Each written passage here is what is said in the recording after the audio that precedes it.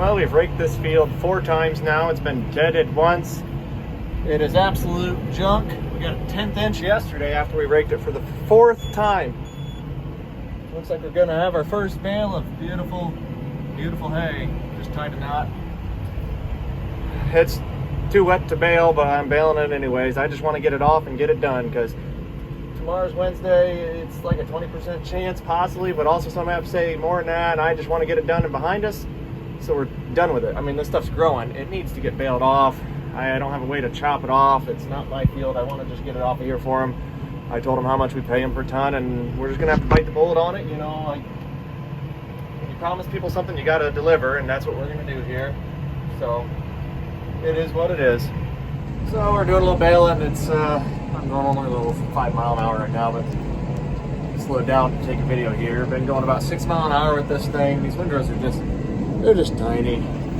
It gets rained on enough times.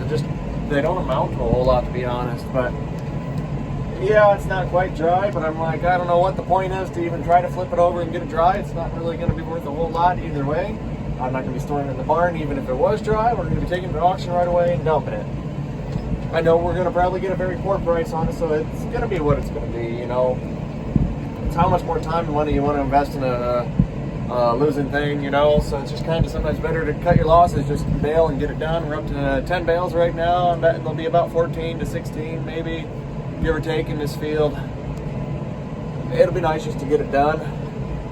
But yeah, I know the stuff ain't dry, but what are you gonna do, I guess? It's pretty poor quality at that point, but the baler seems to be taking it all right. The rake needs a new tire. It's like, well, then I gotta go. If I want to rake it again, I have to change the tire out on the rake, which isn't a big deal. It's gonna be done eventually.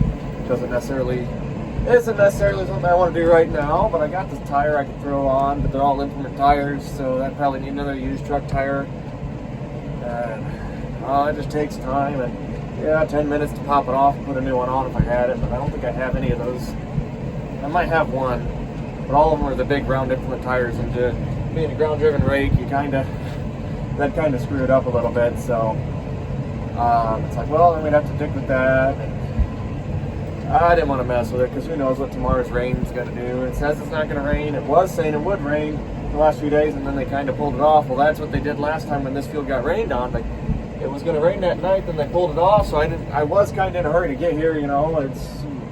But with the humidity, we started baling as early as I wanted that day. We did bale 25 acres, and I was on my way here when this field got rained on, so.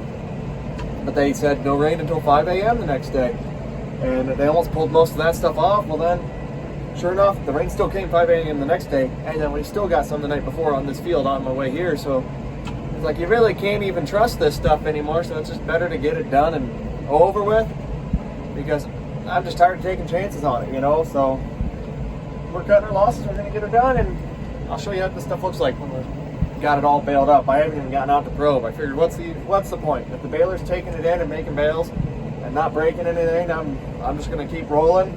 I am curious to see where we're at. I'd be surprised if we're under 20, probably pushing 30%. We'll just throw them on the driveway, space them out a little bit, and right before rain, we'll probably just throw a tarp over them. Once the rain passes, we'll load them back up, go to auction. That's high quality horse hay if I've ever seen it. Look at that beautiful brown color. The stems. Oh yeah, it doesn't get any better than that.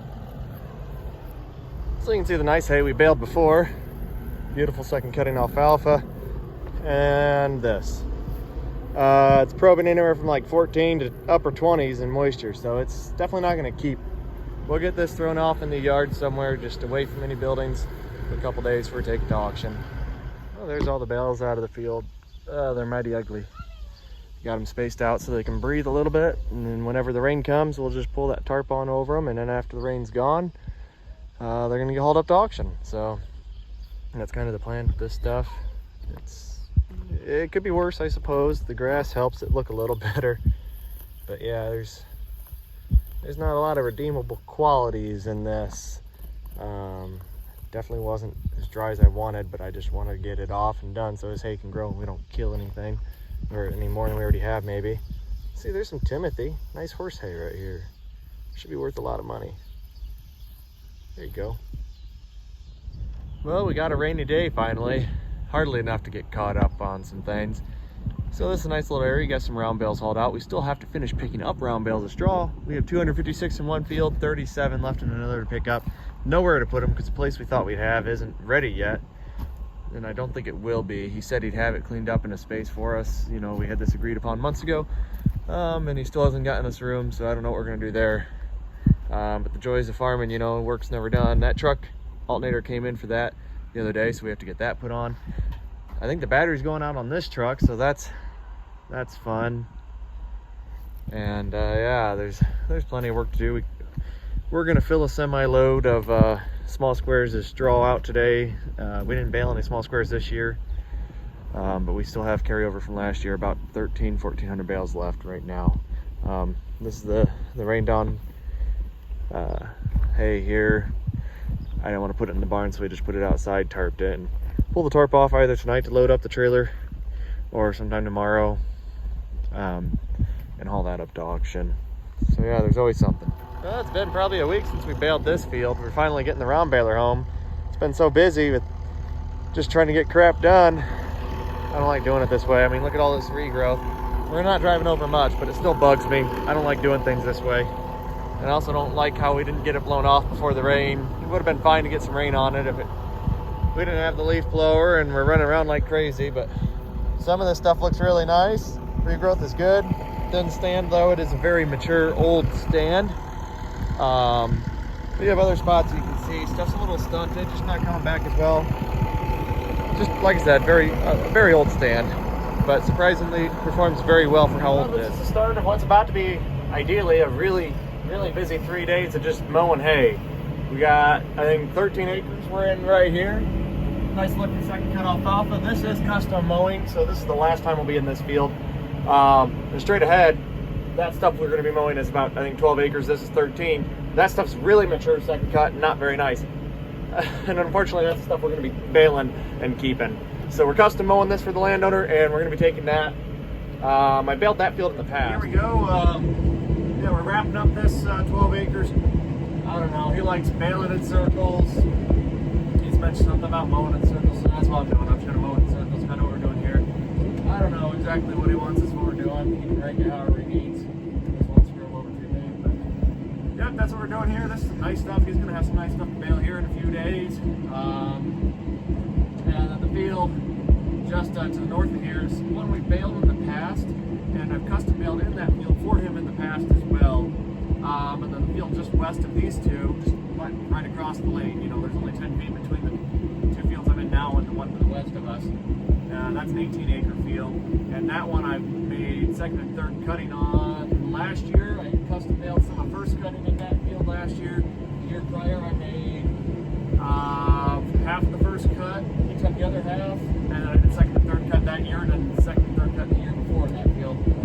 This year, he's going to be keeping the second cutting on that field. I don't know what's going to happen with third. And maybe he won't keep second cut. He might change his mind, get busy, or barns get full, or what have you. Who knows? But yeah, we've done a lot of work with this landowner. He's a great guy to work with.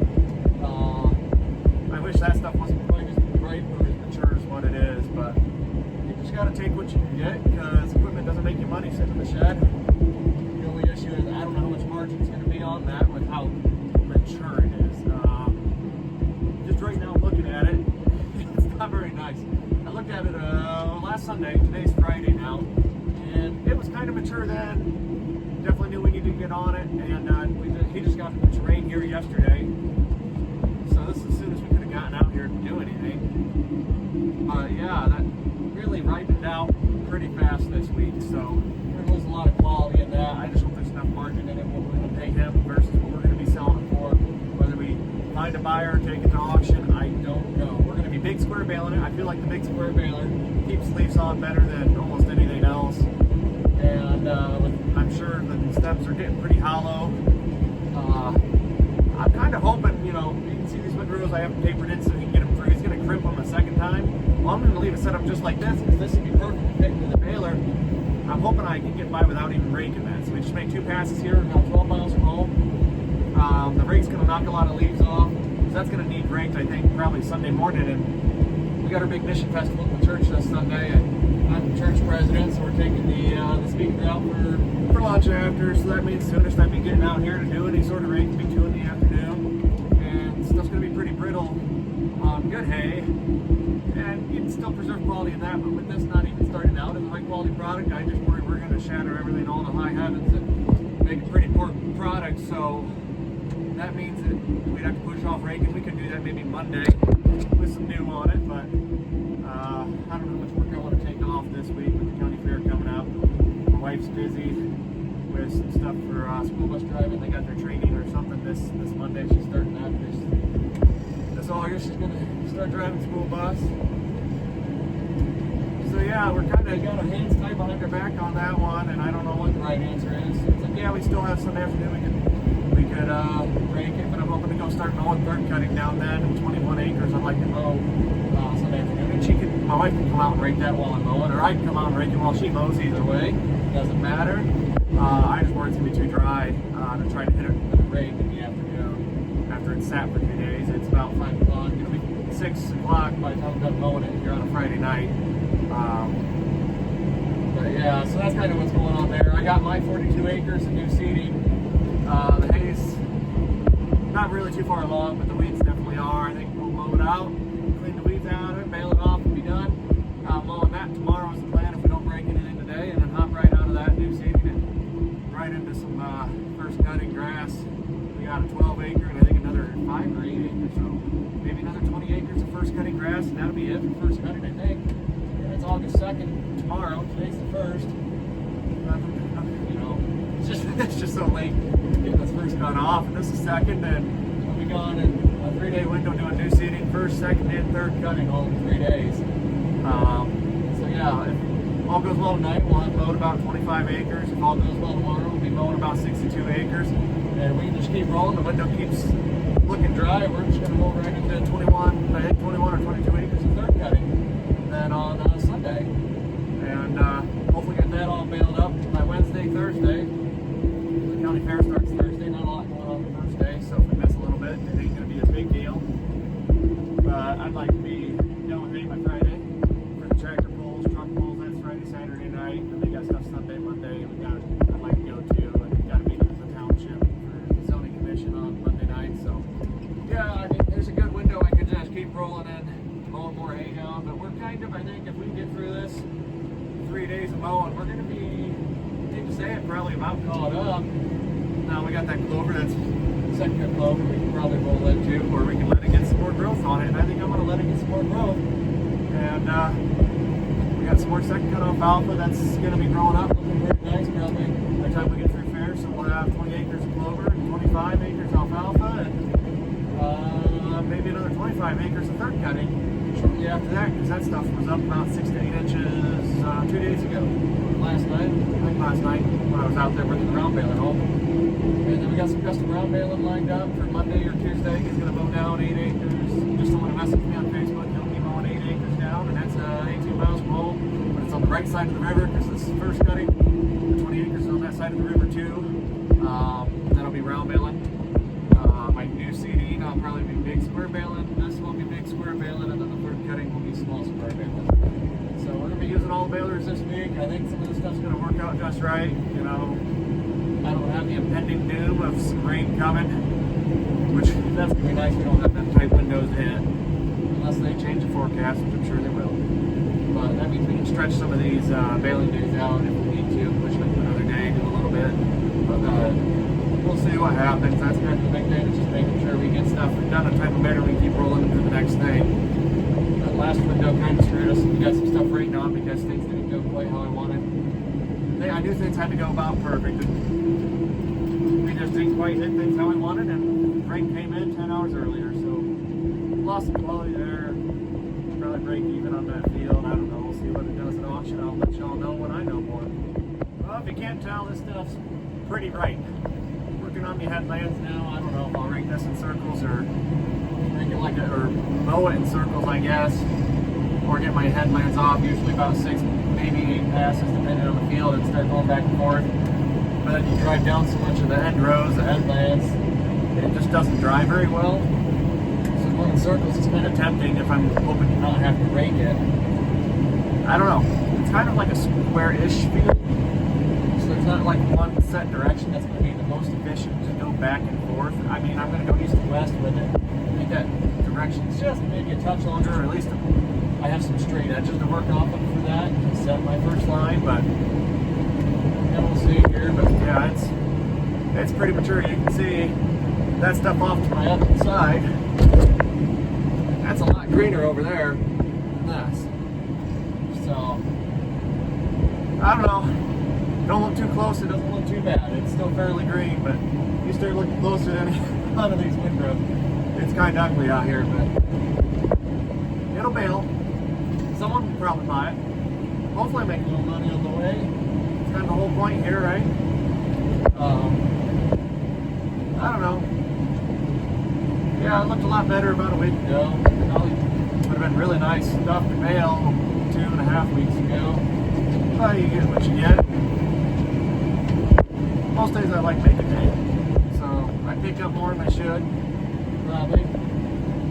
Stay busier than I need to, but it's like a disease. It's something you just kind of get that bug for farming or something. You just want to go after it and get after it. It's a hard habit to break, I guess. Once you start getting busy, you don't know what the heck to do with your free time. At least that's me. I don't know what I would do if I wasn't farming. I just go clean out of my mind, I guess. So I just keep myself busy, I suppose. It'll be fun to bail, though. I like big square bailing. That really kind of turned our operation upside down and changed in a lot of ways how I view things. Because I think big squares, you want to retain value of hay, the highest value of something. I'd say it's subpar quality. No one's going to want to buy small square bales and handle small square bales if they're subpar. So you always want to put your premium products into small squares. Well, round bales never really marketed very well. You don't get a lot per ton on them. They're just a good way to get stuff off the field. You don't necessarily need to get them inside right away. There's some benefits and we still utilize them in those aspects, but the big squares, it's like, well, you're listing premium products and you definitely don't want to be small square baling. This one way to still capture some of that value, I guess, and still not really lose your butt on it. And so far, I've liked how it's worked out. We're still learning. There's a lot of hay we've got put in the barn so far. So I have not a lot of ground to speak on as far as the marketing side goes, because we're still learning and we're still trying to figure out price points and who we're targeting and, you know, some of that stuff. Obviously, I think this stuff moves more by the ton. And, with the highway being shut down for some construction, that's our only means to get to our closest scales, which we're only 2 miles away, but now take 10 minutes to get to. But yeah, a lot of this, people like to know the tonnage or the weights on them and buy it by the ton. Yeah, we're learning as we go along, and I definitely like having that in my back pocket, having a big square baler. Some items I'd really like forward into the next season would be a tedder. Definitely wouldn't mind having an inverter and or fluffer, maybe both. I don't know. Just different things, you know. Perspective will get changed a lot if you get into a dry year. Because a wet year like this, it's all about getting stuff dry. And a dry year where stuff's thin, it might be all about combining rows. So the equipment you think you need is completely different. But yeah, every year is kind of a learning experience because not one year is ever the same. Oh, here we are, done mowing. You can see this stuff it's pretty stemmy. Look at that. Hardly any leaves until you get to the very end. And even there, pretty sparse. Color's okay, with all things being considered how mature it was here. I know it's not going to stay that nice. Yeah, that grass in there might be our saving grace. You can see just a little bit of grass. That might make it soften up a little bit, keep some color in it. Yeah, I'm wondering if this will dry in the windrow and we can just bail right out of the row. That'd be pretty convenient.